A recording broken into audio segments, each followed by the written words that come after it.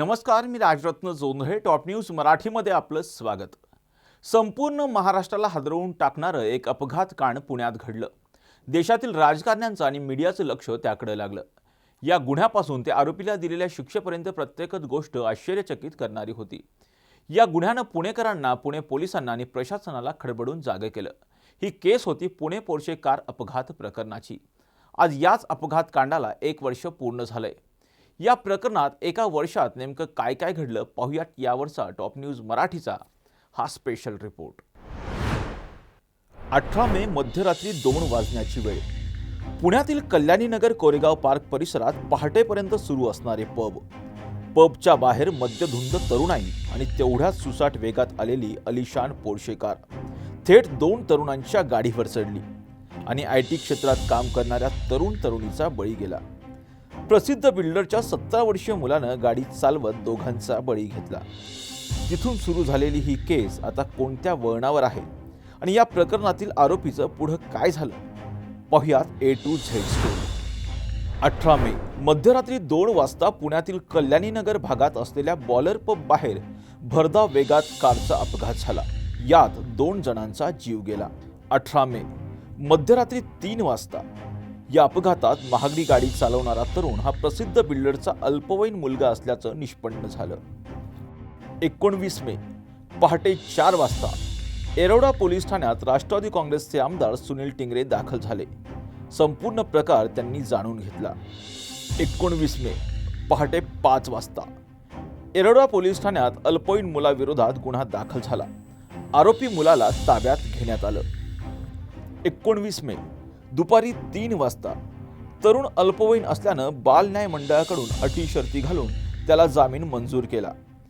20 मे सकाळी 10 वाजता अल्पवयीन मुलाला अलिशान गाडी चालवायला दिल्याप्रकरणी वडील विशाल अग्रवालवर गुन्हा दाखल झाला.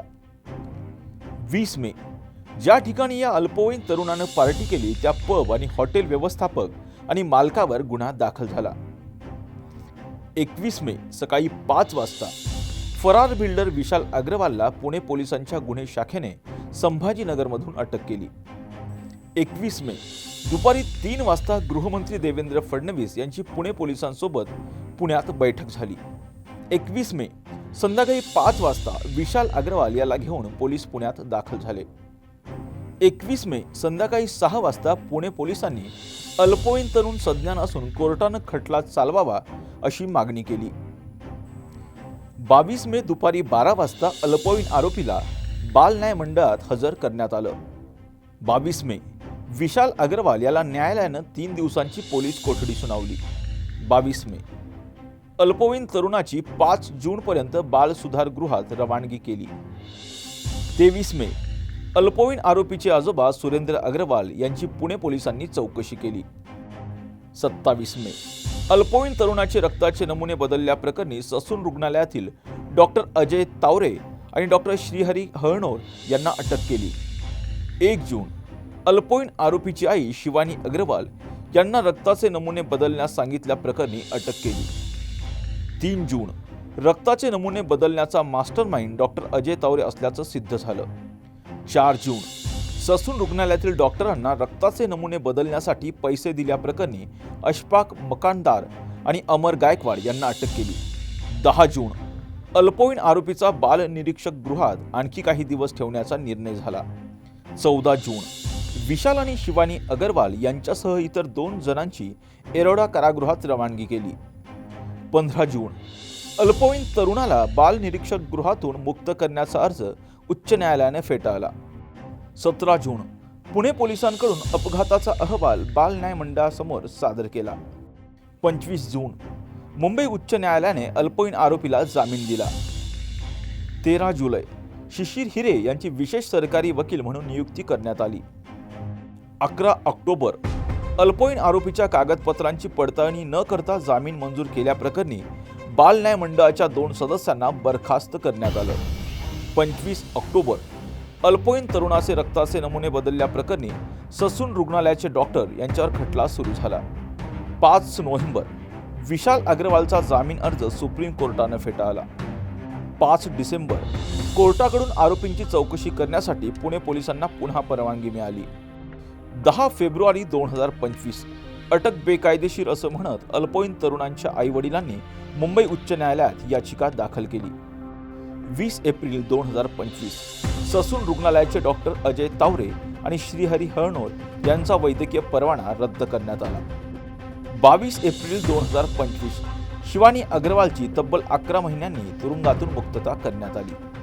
17 मे 2025 पुण्यातील पोर्शेकार अपघात खटला जलद गतीनं चालवण्यासंदर्भात पोलिसांनी न्यायालयात पत्र दिलं.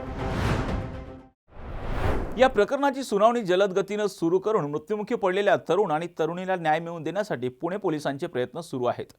या अपघातानंतर पुण्यातील अनेक व्यवस्थांमध्ये बदल करण्यात आले आहेत, ज्यामुळे गेल्या वर्षीच्या तुलनेत यंदाच्या वर्षी स्थिती काही प्रमाणात सुधारलेली पाहायला मिळत आहे. दरम्यान या प्रकरणात पीडितांना न्याय कधी मिळणार हे पाहणं आता महत्त्वाचं असणार आहे. अशाच महत्त्वपूर्ण बातम्यांसाठी पाहत राहा टॉप न्यूज मराठी. आपला महाराष्ट्र, आपली बातमी. साठे स्कूल प्री प्रायमरी पासूनच करून घेतं फाउंडेशन पक्क करण्याची तयारी. म्हणूनच साठे शिक्षण समूहाच्या कित्येक विद्यार्थ्यांनी घेतलीये करिअर मध्ये उंच भरारी.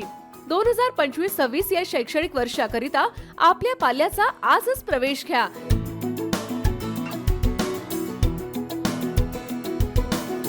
प्रवेशासाठी पत्ता Shri park society, Balaji hospital समोर, खराडी बायपास, पुणे 14.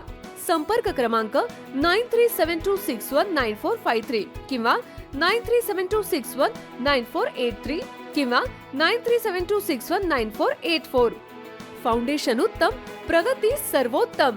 साठे फाउंडेशन, नो टेन्शन.